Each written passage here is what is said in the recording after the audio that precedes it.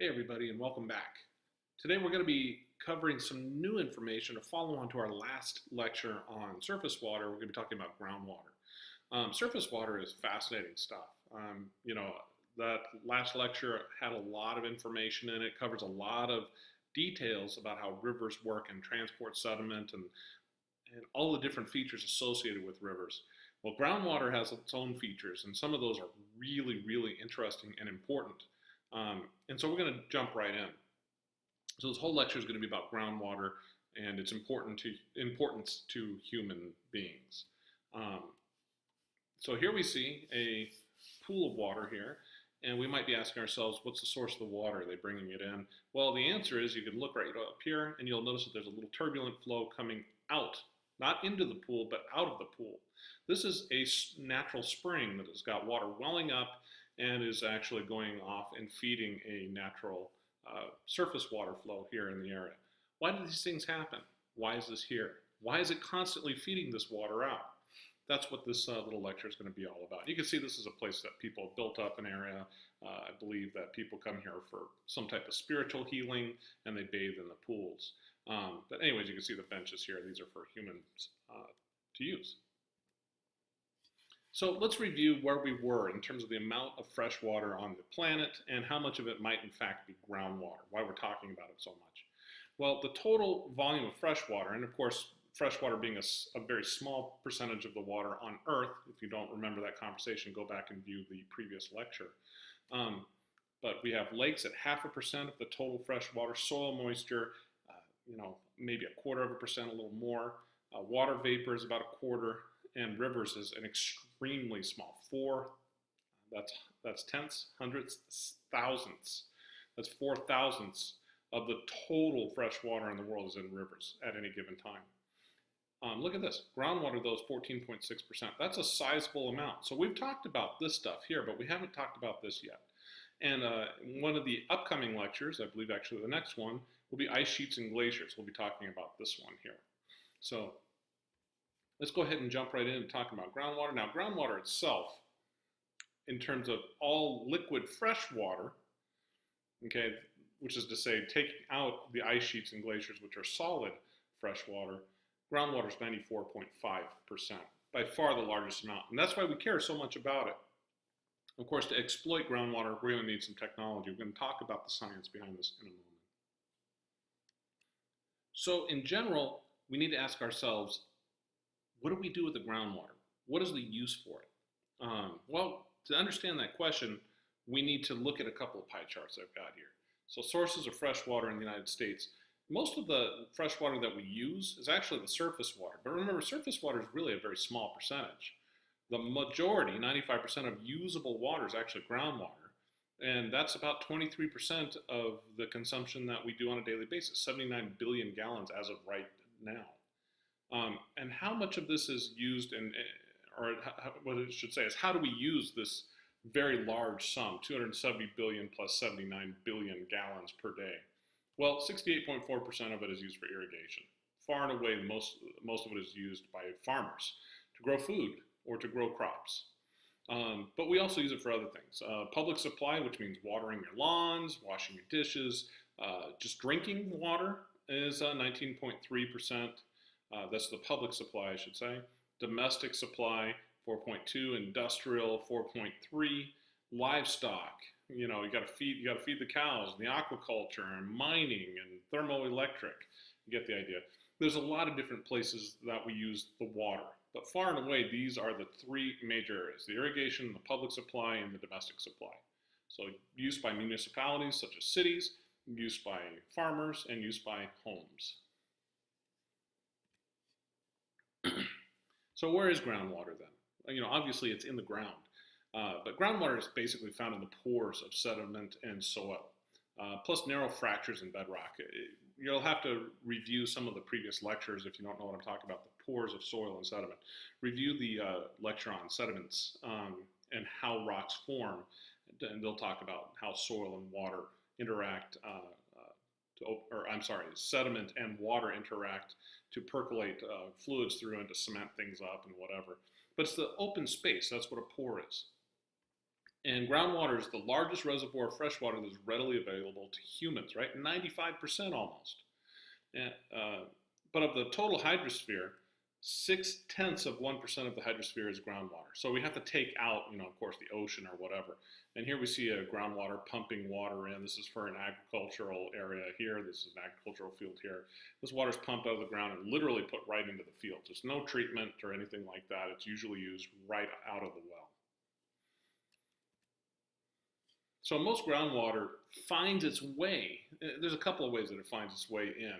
But most groundwater soaks into the ground from precipitation. In other words, the source of the water is usually rainfall or snow melt or something like this, and it basically comes straight down and it soaks into the soil and eventually makes its way down. So there's usually a zone of soil moisture that is held basically in the soil particles by molecular attraction. So the water comes in and basically it wets the grains of the sediment within the soil. And this is really kind of neat because it makes it usable by plants. Otherwise it'd go all the way straight down. It also evaporates directly back into the atmosphere. So it will actually cycle with the atmosphere itself. So when the sun is out, it'll evaporate. When the clouds return, it'll actually get wet again and cycle back around. Of course, the plants do the same thing. It uses the water and uses it in its metabolism and returns the water back to the air. So it cycles around in this way. But of course, not all of it makes its way out. So this is kind of a typical after rain soil. You'll notice it's pretty wet here. So the distribution of groundwater, there's a couple of little buzzwords we're going to bring in here, but there's something called the zone of saturation. So the zone of saturation is a zone in which all of the pore spaces are completely filled with water. So back here, the soil up here is in a zone that is not necessarily saturated. It's basically the water is sticking to the mud, but there's still air in there. There's still open space. This is what they're saying here is that there's a zone of saturation where the water has completely replaced all the air. There's no open space. Okay? So water in the zone of saturation is groundwater by definition. That's what we're calling groundwater.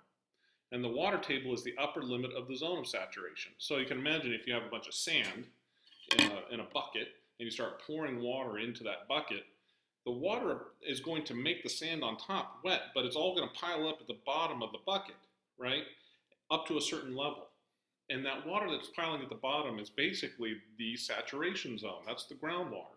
Everything above it still might be wet, but that's unsaturated. There's still water, but there's also air mixed.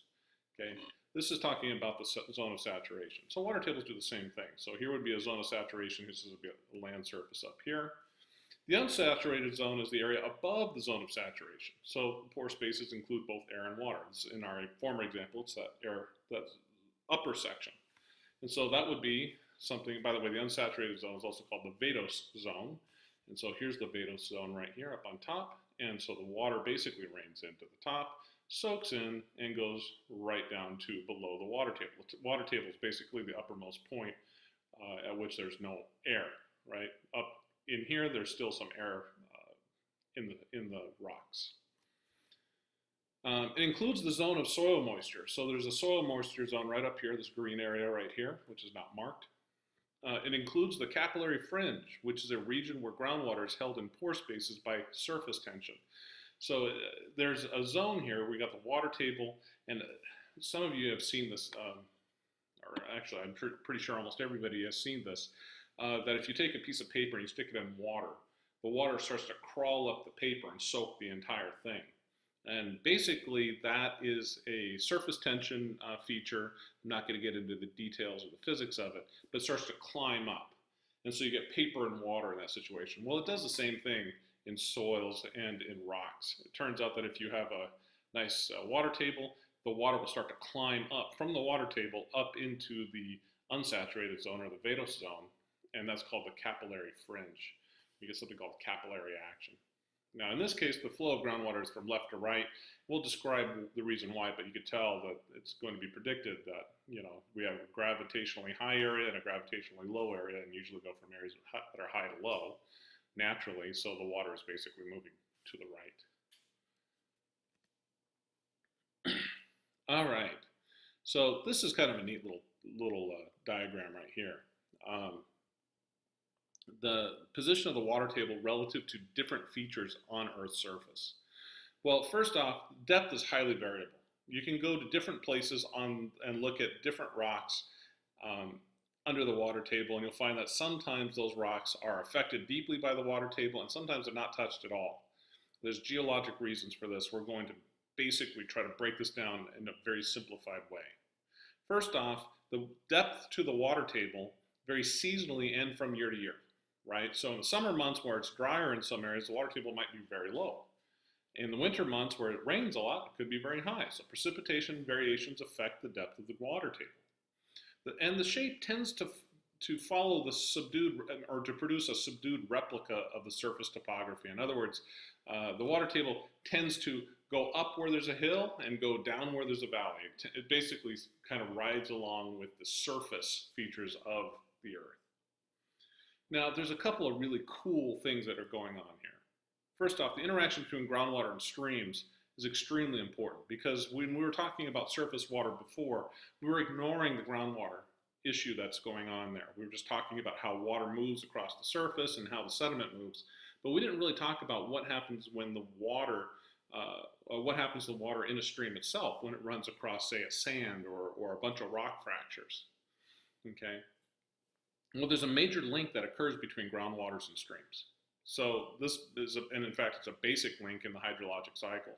So gaining streams are a type of system where they gain water from the inflow of groundwater through the stream bed. So water's constantly, there's so much water in the groundwater aquifer that it dumps into the stream, and it's transported out of the aquifer. In this case, here's the water table. The stream is cutting into the aquifer, or into the saturation zone, I'm sorry, and transporting it away. So the water table is higher than the stream surface when this happens, right? And this is what we see here. So literally the stream surface is forming the top of the water table. Losing streams, however, are a situation where the water table is higher in the stream than it is in the rocks around it.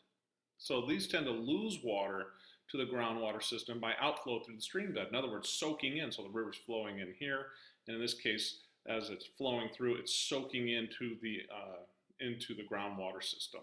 And so the river's actually shrinking away, and in certain environments, it may completely disappear. So in this case, the water table is lower than the stream surface. Okay, so here's the water table nice and low, and the stream surface is sitting up high. Of course, you can also get a combination of gaining and losing streams. Most rivers are not all one thing. Not all rivers are all gaining streams and all of them are losing streams, but I would say that the majority of the ones I have experience with personally are gaining streams. But if you go out into certain desert environments, you see losing streams all over the place. Okay, so it really depends on a lot of different features, but it is important to know what it is you're dealing with. This is kind of a neat little thing. This is what they call a disconnected losing stream. So this is where the water table is so low relative to the stream that very situation happens, that the unsaturated zone is actually connected underneath the stream, and so it's constantly dropping water into the groundwater aquifer.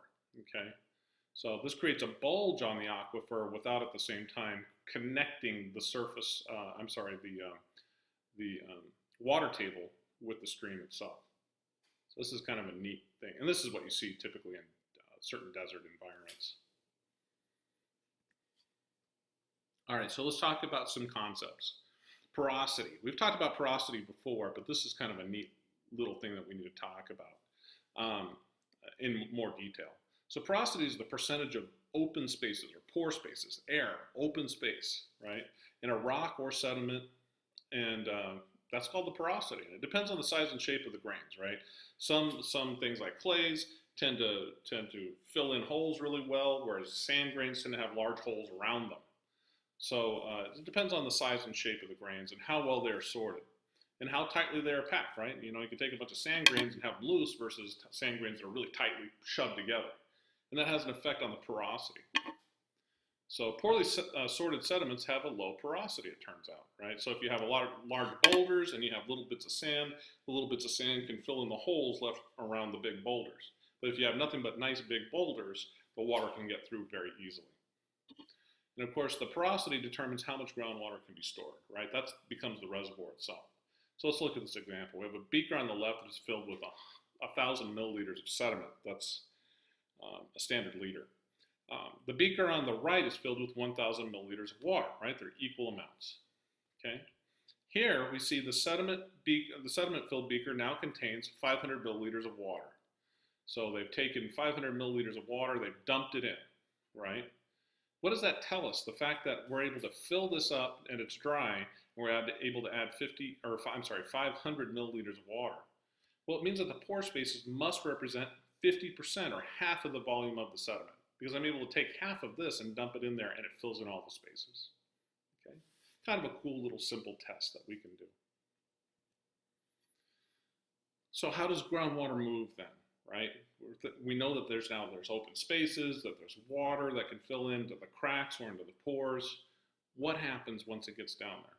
Well, there's several things that we need to be aware of, right? Permeability, something called aquatards, we're going to talk about those here in a minute, and aquifers. So permeability is the ability of a material to transmit a fluid, in other words, to shoot a fluid through the rock. And it depends upon the connectivity between pores. So sometimes you have pore spaces that are really very closed up. So it can hold a lot of water, but the water can't flow from pore to pore very easily, or at all in some cases. So that depends on a lot of things. Sometimes there's very good connectivity, and water just goes through it very fast. As a matter of fact, here's a giant underground aquifer, and here's here's a couple of divers that are swimming in the aquifer. I believe this is a photo taken in Florida. This is one giant open pore, right? It's huge. It's the size of an undersea cavern. So anyways, you get the idea. Highly connected in this situation, right? So much so that you could swim through it. An aquitard is an impermeable layer that hinders or prevents water movement. And clays are a typical example, right? They're really, really small. They're usually poorly sorted. They're everything that water hates to transport through, right? So clay is a really good aquitard. So it restricts water flow. An aquifer is permeable rock strata or sediment that transmits water freely. The typical examples that we see in natural systems are sands and gravels. All right, so old stream beds that have been covered up over time become very, very good at transmitting groundwater at very high velocities in some cases. And of course, this environment here, which is called a karst, not karst topography, but it's created in karst topography systems, where the limestone is completely dissolved away. It's obviously able to freely transmit groundwater. On average, though, we need to be kind of aware of how these things operate. There's a large amount of variety, but on average, the average rate is 4 centimeters per day. That's about that big, right? Not much. So water underground flows slowly. A simple groundwater flow system, basically the force of gravity and pressure differences move the groundwater, right? So here's the water table. This is sitting higher and therefore has more gravitational potential. This is sitting lower, has a lower gravitational potential, so the water will flow from high to low. That's basically what we're seeing here. So here are the arrows you see going from high to low. Here again, from high to low. And so we see a surface water and a gaining stream here. So this becomes the discharge area. In other words, where the water actually flows out. Okay, kind of cool. So groundwater is replenished in areas of recharge. So here we see a recharge area. So here's our vadose zone. We have percolation. The water infiltrates in from up on top of this ridge. It infiltrates here. And eventually it discharges into the stream. Right? We're going to go ahead and say the stream is a gaining stream system. The groundwater flows back to the surface in a discharge area. Pretty straightforward. How do we go about measuring groundwater movement then? Right? There's different ways that we can do it. You can throw a dye in the water and we can see how fast it moves, but the problem is that underground you can't always track these things very easily. Fortunately, there's a really interesting relationship that exists in water that was discovered by a guy named Darcy. And Darcy came up with something called Darcy's Law. He was looking at how water flows through an aquifer, different kinds of aquifers, and he came up with a really cool mathematical relationship. I just want to introduce it really quickly. So Darcy's Law is a measure of the volume of water that flows through an aquifer using the hydraulic gradient We'll come to what that is here in a minute. The conductivity, so the conductivity is the porosity and the transmissivity. In other words, the ability for water to flow through, and cross-sectional area, right? Which is, say, the cross-sectional area of the aquifer, or the aquifer section that we have an interest in. So basically, the hydraulic gradient is the water table slope. Okay, we saw this here. Here's the high, here's the low, and this angle right here is the slope that it's talking about. We'll come back to this and how we measure this in a moment. The hydraulic conductivity takes into account the permeability of the aquifer and viscosity of the fluid. This is another thing I haven't brought up yet. Water actually has some viscosity, in other words, a resistance to flow. We talked about viscosity when we were talking about different kinds of lavas way at the beginning of the class. So anyways, this is a resistance to flow. It turns out water has a certain level of viscosity. The colder it is, the higher the viscosity, the hotter it is, the lower the viscosity. Okay, so the viscosity of the liquid determine how fast water will flow through a medium. So here's Darcy's law. Okay, so it's this relationship here, Q equals Ka over parentheses H1 minus H2 over D. What does all this mean? Just simply as this. Q is the discharge, it's the amount of water. H is the elevation of the water table. We have two different points, right? We have one at one point, maybe it's the top of a stream, and the other one is maybe at the top of a well. And we can measure these two things. We can look at the cross-section of the aquifer. In other words, the area that we care about of the aquifer. We can figure out the hydraulic conductivity. Usually this is given to you by a scientist that has figured this out and solved this. And we can calculate the hydraulic gradient. Now, the hydraulic gradient is pretty straightforward. Let's go ahead and introduce this right here. So this whole thing right here is just this section. We're really just multiplying three numbers, K, A, and then whatever this hydraulic gradient is.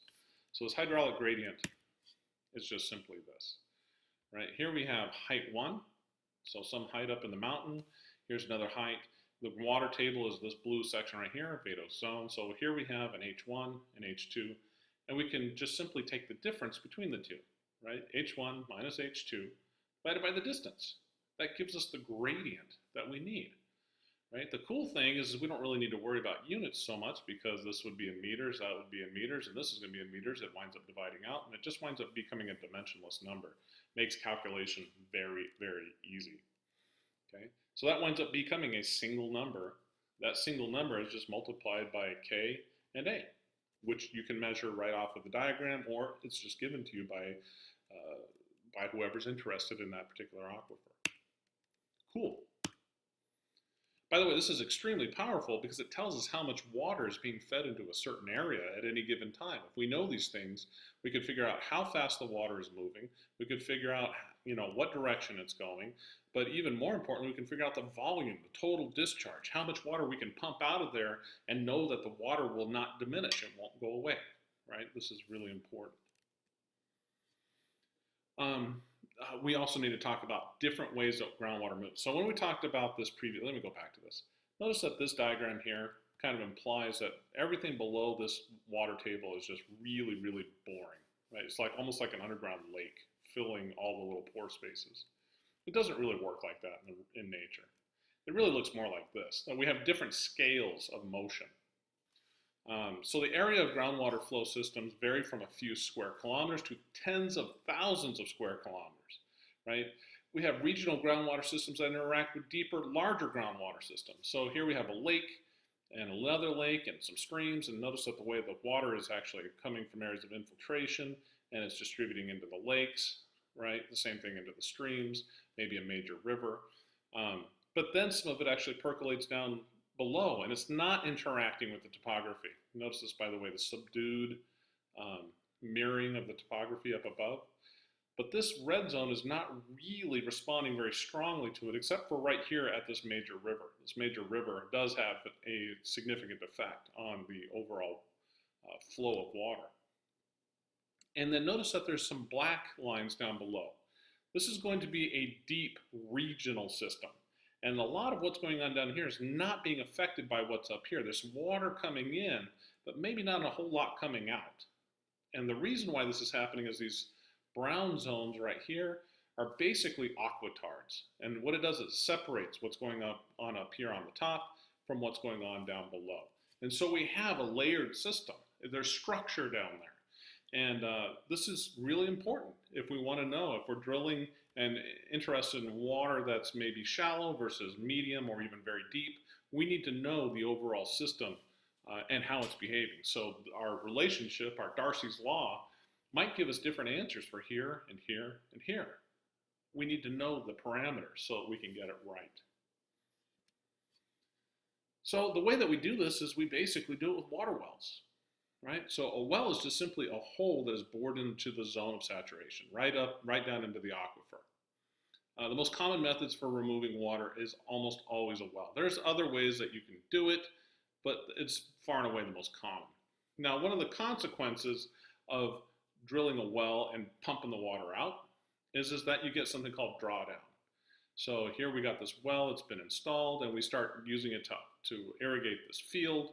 And what it does, it draws down the water table.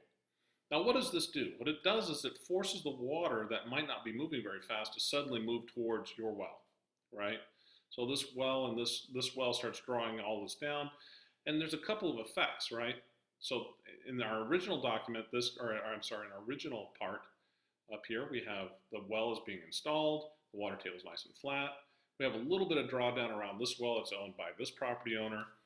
This property owner, which is the same here, is drawing down, and he just basically says, I'm going to dig deeper and I'm going to drill harder, or pump harder on that aquifer and use it to irrigate my field. And what that does is it drops the cone of depression, but now this well no longer is in the zone of saturation. Neither is this one. So these both go dry, which of course doesn't make this person very happy. And you get this very large cone of depression from the heavy pumping or usage by this agricultural well. So this is, of course, something that is very closely monitored by state authorities nationwide and usually worldwide. You know, in most developed countries, maintenance and understanding of where the water table is watched very carefully by municipal authorities. There's another kind of system that I wanted to bring about really quickly as we're kind of going through. You might be familiar with the situation where water just kind of flows out of the ground. We call those a spring. How do those form? What is that? Well, let's talk about that. So an artesian well, which is a well that flows out of the ground on its own. So in other words, you put a tube in the ground and the water just comes right out on its own. Or spring is a system in which groundwater under pressure, which is say under natural pressure, rises above the level of the aquifer. How does that happen? So water must be confined to an inclined aquifer. So in other words, we have water with an aquitard above it and an aquitard below it, right? And there's a nice aquifer in the middle. The water's trapped in there. It can't get out. It can't move above. It can't move down. It's stuck inside of this aquifer for better or for worse, okay? An aquifer confined by aquitards is called a confined aquifer, right? So it's basically sandwiched by two aquitards. The water cannot get out. So there are different kinds of artesian wells. There are non-flowing artesian wells where the pressure surface is below groundwater, or ground level. But a flowing artesian well is where the pressure surface is above the ground. In other words, here's a recharge area here. The water's in here, and we could even put in a well. There's a non-flowing well that's right here because it's sticking above the pressure surface, and the pressure surface extends, in this case, out into the open area and even above the land. In other words, if I stuck a well here, the water would want to rise up to the top of that pressure surface and hold its level there, right? It's kind of like if I have a hose, right? Imagine I have a clear hose, which I wish I had and I don't, and I put water in one side, it's going to fill up to the exact same level on the other side of that hose on both sides. It's going to even out. That's basically what's happening here is you're dumping water here and it's trying to even itself out somewhere along here. But look, this aquitard is not allowing the water to come up. It's confining it. So as a consequence, there's a natural pressure built up, and if I stuck a well in there, the water would come out on its own. I wouldn't even need to pump it out. It would come out on its own. Okay? These are really, really cool. Okay? And by the way, these don't have to be local things, right? In this case, this is one where we just see it coming out of the mountains and showing up here in the valley, but these could be over very long distances, hundreds and hundreds of miles. In this case, we see Artesian Systems that transmit groundwater all the way into South Dakota, right? Municipal water towers create the same artificial, we'll go into that in a minute. But here's the recharge area.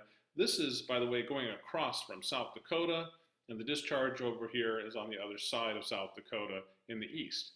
Basically, it's coming out of the Black Hills, it's getting into the Madison group, it's getting into the Newcastle sandstone, and it's confined by the Madison confining layer, which is an aquitard. The Cretaceous shale, which is also an aquitard, that water basically is piling up over here and putting pressure on water that's already in the Dakota sandstone.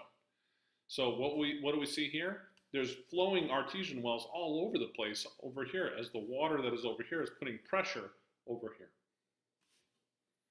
And basically municipal water towers are artificial versions of this, where you pump the water up high and that puts pressure down into the pipe so that when you turn on your faucet, the water comes out, just like this, right? So we put the water into the tank, that creates a pressure surface. I use the word potentiometric frequently.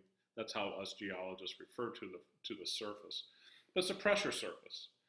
And this water tank basically is putting a bunch of pressure down, gravitational pressure, and it basically feeds the water not only to the houses, but it gives some pressure to that water so that when you open up the faucet, the water comes out and into your drain. Okay, it's the same thing here. And then it flows right out through your drain system. Okay. A couple other things I want to bring up here, mainly springs, right? Springs occur where the water table intersects Earth's surface. So here we see a water table, probably a relatively confined one, but there's a recharge area up above. And basically the Earth's surface here has been broken apart, exposing, basically cutting the aquifer, so the water's just flowing right out, right? So this is almost like an underground river. So notice there's no water up here. It's coming right out of the rock right here. And it's a natural outflow of groundwater. And it can be caused by an aquitard creating a localized zone of saturation called a perched water table. In other words, a zone where the water's not allowed to fall all the way down into the deep aquifer. It's being held aloft or perched up onto a higher level.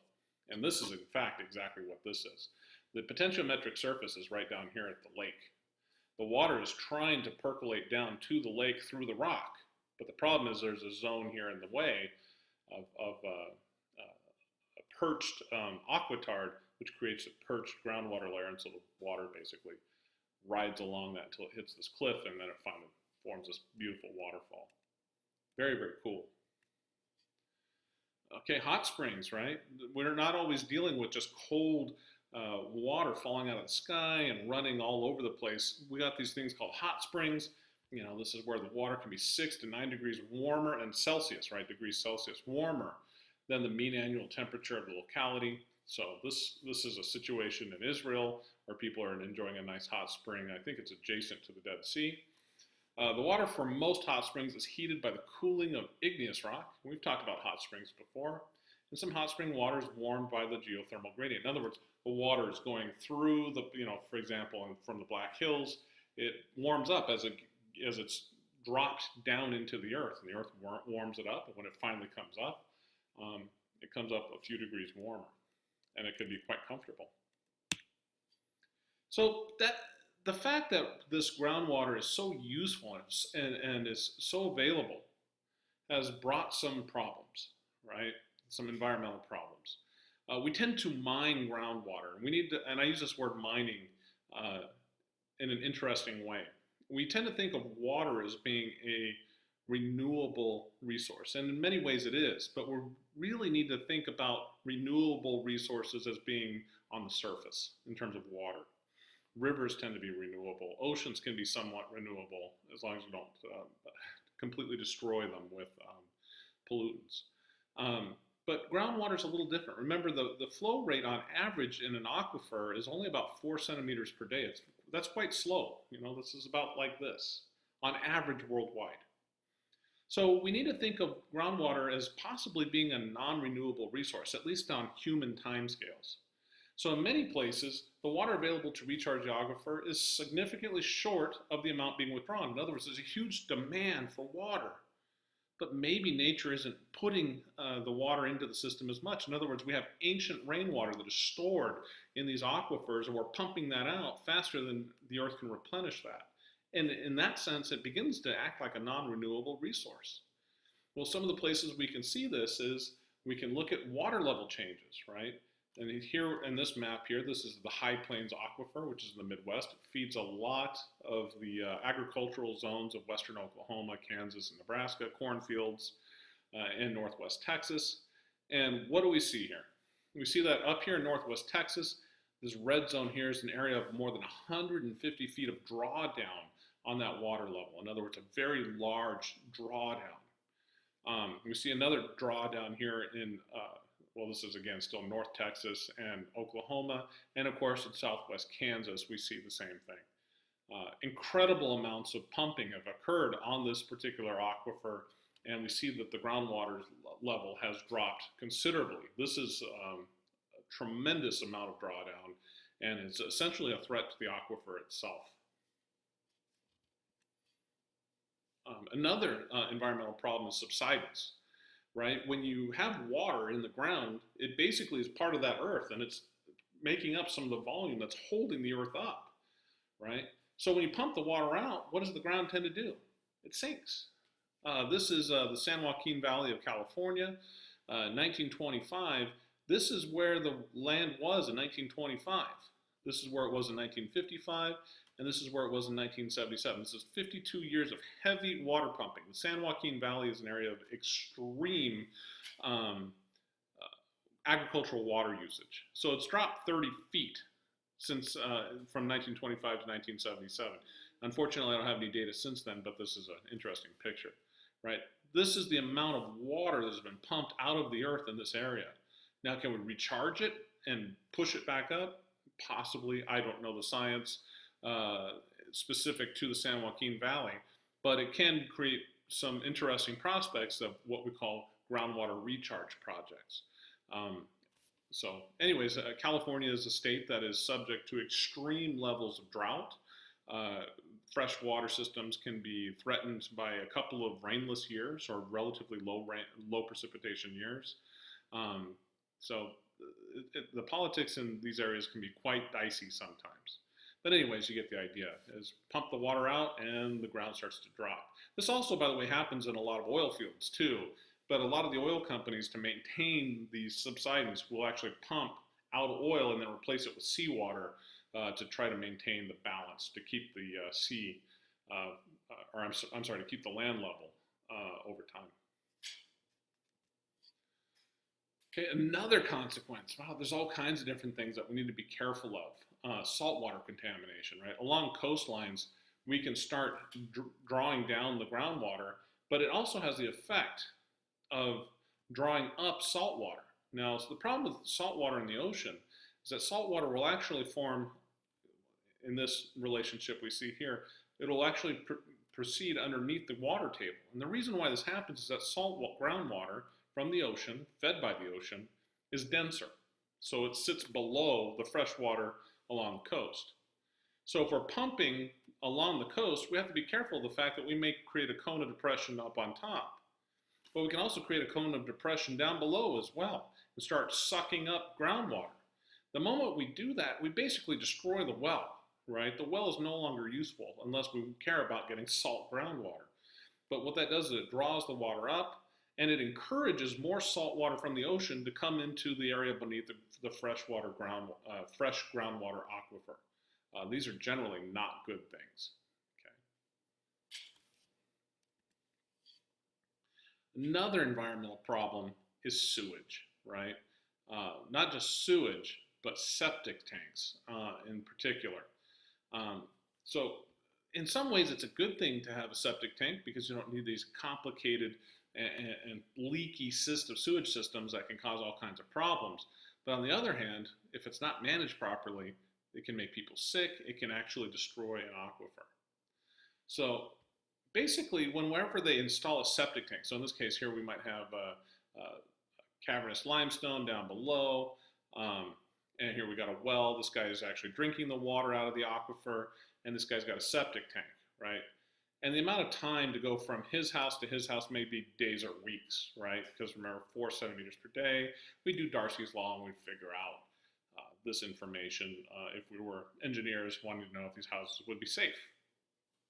So extremely permeable aquifers such as coarse gravel or or cavernous limestone have such large openings that groundwater may travel long distances without being cleaned. So one of the things that tends to happen is you flush the toilet, it goes into the septic tank, and the contaminated water, as it's moving through the system, tends to clean itself, or what we call attenuate. It purifies. Okay? Sewage often becomes purified as it passes through a few dozen meters of an aquifer composed of sand or permeable sandstone. There's all kinds of bacteria that are in the rock that will eat it, eat any of the waste products, that will remove a lot of the nutrients that are considered waste products to humans. It's a treasure to the bacteria in the rocks.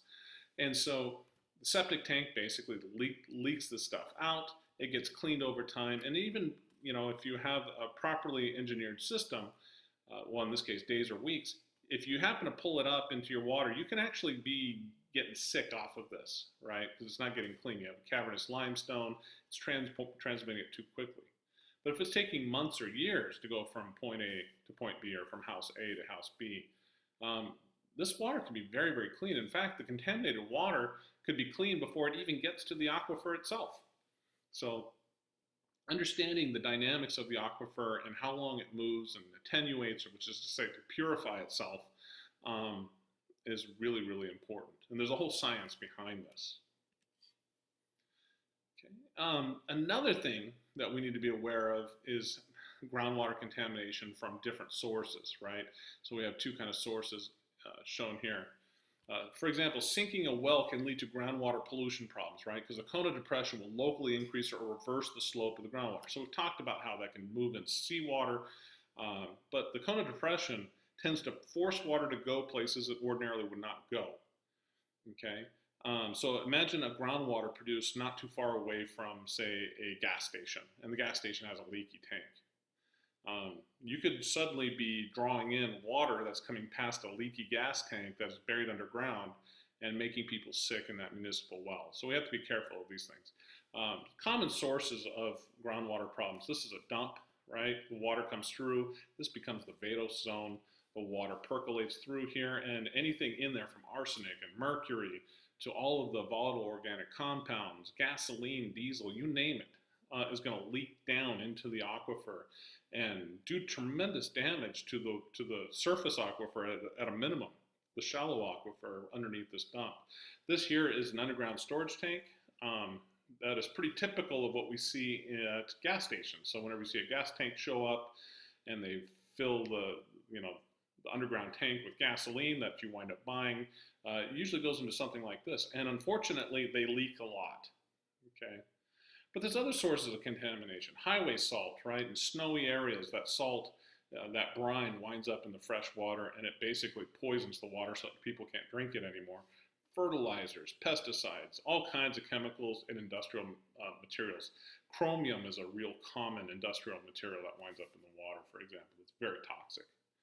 So you get the idea. The resources are extremely important. We're not going to go into the details of the environmental concerns other than to say that these are kind of typical environmental concerns for groundwater. 95% of our drinking water that is available to us on planet Earth, including in the third world countries, is groundwater. But a lot of it is right below our feet, and we're throwing our trash on top of it, we're throwing our waste material on top of it, and we're putting our fuel tanks on top of it. We need to probably think about what we're doing in terms of these policies. So anyways, this is going to be the last slide in the show, so I'm going to let this one go ahead and go.